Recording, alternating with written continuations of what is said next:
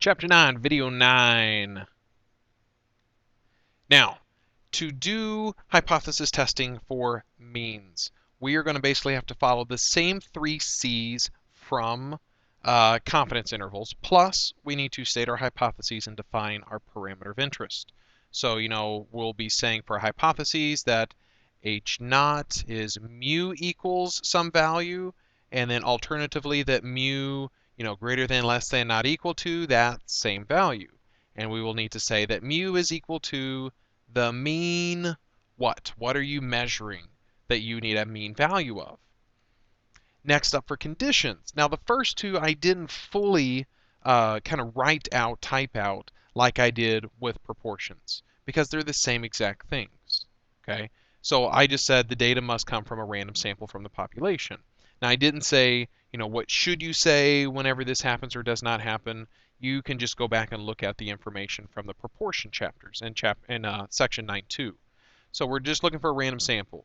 We need to make sure that our observations are independent, which meant that we needed to check, is the population at least 10 times our sample size? Check that, yes or no.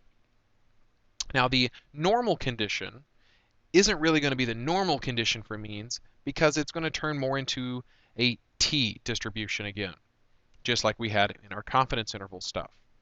Now I've got here, if you somehow know sigma, the population standard deviation, then you may use, in fact, the term normal distribution. And instead of t-scores, you will be using z-scores. Now, how often will this happen? It is very, very unlikely that you will know the population standard deviation. So we will stick more with the second route here. If you do not know sigma, then we said we get to use the sample standard deviation in its place. And if that happens, then the normal distribution turns into a t-distribution, and we get to use t-scores. Now, some things that might happen. If they tell you in the problem that the population is already known to be normal or approximately normal, there's really nothing to check. You just say, since the population is known to be normal or approximately normal, then we may assume the sampling distribution can follow an approximately normal distribution. If it doesn't say anything about the population, then we have to look at sample size. And if our sample size is what we considered sufficiently large enough, and by that we meant greater than or equal to 30-ish, then the central limit theorem kicks in, and it will guarantee an approximately normal shape. So then you would write the sampling distribution can use t procedures, or we may assume the sampling distribution will follow a t distribution due to the central limit theorem and the sample size. Now, if our sample size is less than 30, then we can't use the central limit theorem. And this is where we would have to put our data, hopefully they gave us some data, into a list in our calculator, and we would have to construct a box plot. And we had to look for one of two things. We needed to be on the lookout for outliers and strong skewness. And as I mentioned before in previous videos, some skewness is okay. Okay, and it's got to be really considered extremely strong, like very strong, for it to be considered strong skewness, and you would not continue with the problem. But if your box plot looks okay, and the main thing to be on the lookout for would be outliers, then you may say, based on the data shown, we may assume a t-distribution with however many degrees of freedom, where your degrees of freedom is your sample size minus 1 still. Now, if you do notice that your box plot is showing extreme strong skewness, or if there are outliers present, then you say, I cannot use t procedures. I cannot use a t distribution because of one of these two things happening. And you need to draw a picture of your box plot to verify that. Calculations. Now, this is the same generic formula that we used for proportions, but now we're going to kind of give it some meaning here in terms of means. So our test statistic is no longer a t, or a z, but now a t. The statistic is what we get from our sample, and from our sample we're going to be getting a mean now. So the sample mean is x bar. Our parameter is going to be our mu naught number here. The parameter comes from a population, and we are hypothesizing about a particular mean value. So whatever number your null hypothesis is, that number is this mu sub naught. S, well, first off, our standard deviation of the statistic is really made up of two pieces. It is made up of our sample standard deviation, S, divided by the square root of n, our sample size. So you definitely want to write down this formula because we will be computing t-scores. Now again, a t-score is really just saying how far away our sample mean was away from our hypothesized population mean. And if it's far enough away, then chances are our hypothesized mean is wrong, and we would reject it. And we are going to be calculating p-values still. And the definition of a p-value is a value that is as extreme or more extreme than the t-score that we got from our sample mean. Now, before, with proportions, we used normal CDF to calculate our p-values. But if we're going to be changing to t-scores, we can't use normal CDF. This is really the one new part of this video. Will be we're going to use t-CDF. And it is just a few below normal CDF in your calculator. And it really works the same way as normal CDF with one extra addition. So we have a lower bound, comma upper bound, and then we have to put in a third value, which we didn't have to with normal CDF, but you have to put in the number of degrees of freedom, which again is just your sample size minus 1. And this will give us the value of our p-value. Now, this is very similar to the proportion stuff again. Which way do we shade from our t-score? Well, if our alternate hypothesis uses a less than sign, we're going to shade to the left, as you see here. Except these shouldn't say z because we are going to be calculating t-scores. So those were pictures from our proportion section. If we're going to be using a greater than sign, we're going to shade to the right, as you see here. And if we are going to use a not equal to sign, then you are either going to end up with a positive or a negative t-score, but you are going to basically do both in your picture. Okay, and again, let's say you got a positive t-score and you put it here.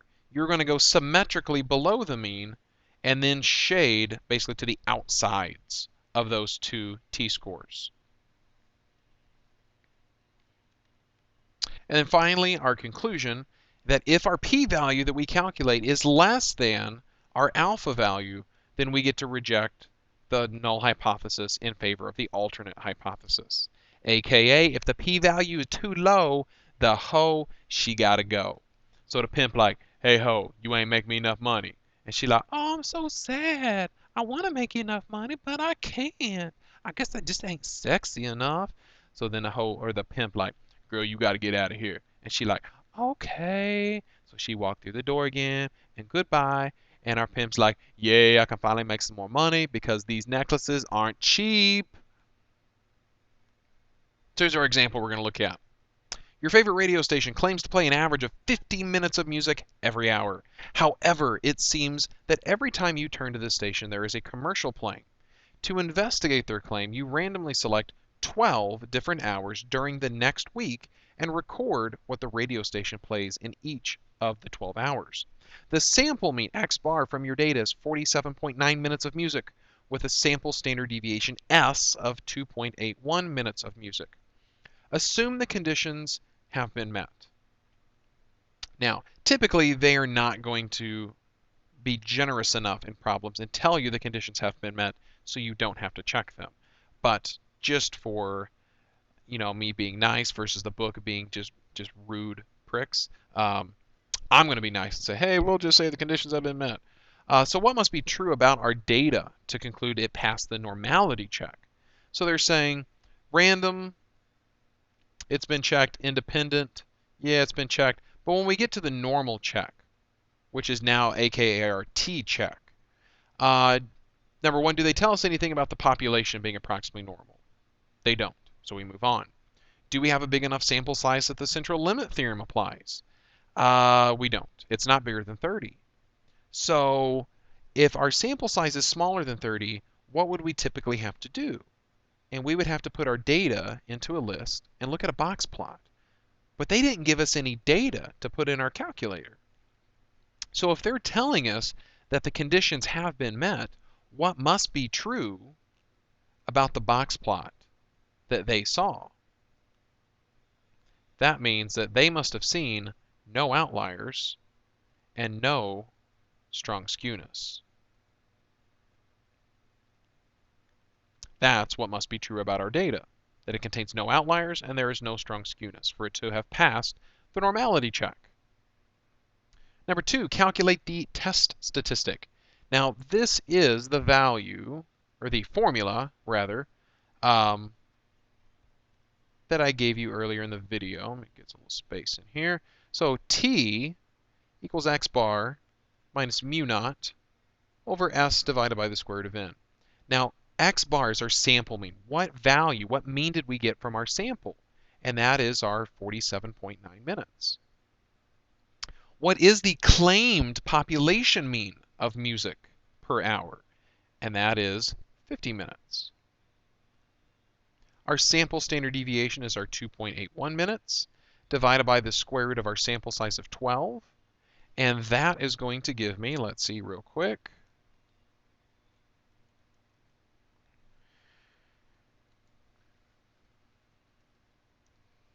negative 2.589. So this, again, is my test statistic. This is how many standard deviations away from the supposed mean of 50 that my 47.9 minutes is really located. Okay, now is this enough? Is this enough standard deviations away that we would reject the 50 minutes? That's what we're going to have to do next in calculating our p-value. Now, first thing I want to look at is a picture. We're going to draw a t-curve, which basically looks like a normal curve, and to be negative 2.589 below the standard deviation. I'm going to be maybe somewhere down in this vicinity, just estimating. And my null hypothesis is that or my alternate is that I really think that it's less than 50 minutes of music. So I'm going to shade to the left of my t-score. And I want to find the probability that I find other t-scores that are as extreme or more extreme than my negative 2.589 that I got from my 47.9 minutes of music from my sample. So this really represents all of these shaded values over here. So we're going to use TCDF. And our lower bound is negative infinity up to our negative 2.589. And then our degrees of freedom again, it's just our sample size minus 1, so that's going to be 11. And now if I punch out in my calculator, negative 2.589 with 11 degrees of freedom, I get a p-value of 0.01259.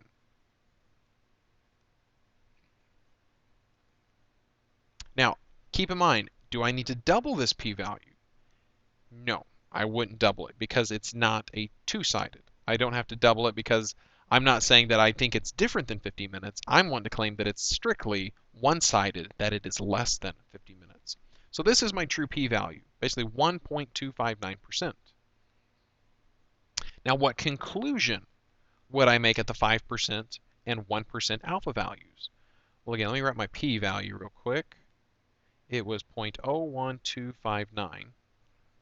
Well, let's just write it over here, move it over here. And I want to ask myself, is my p-value less than my alpha value, 0.05? Is this true?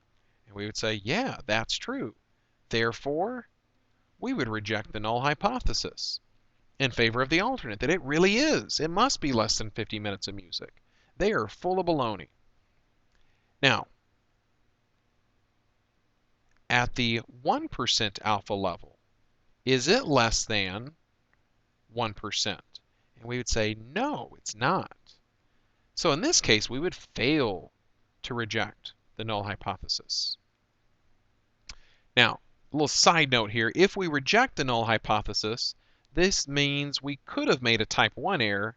Failing to reject means we could have made, and again, let me emphasize could have. I'm not saying we did, but we could have made these particular errors based on our decisions. Now, again, here's the problem in the book that you can kind of scan through and take a look at if you like. You can pause the video while you kind of read over these, that's fine. And then here's the question that I would like you to do and bring to class so we can go over it together. I will tell you in this problem, part 2 here, it's asking you to use the table, which is basically the table in the back of the book or in your formula sheet. You can do that if you want, but I never really use the table. So you can just skip this part 2 if you so like to and move on to 3, where basically you're going to use your calculator. You're going to use TCDF to figure out the p-value at that point. So that is all. Good luck, and we will see you next time in class.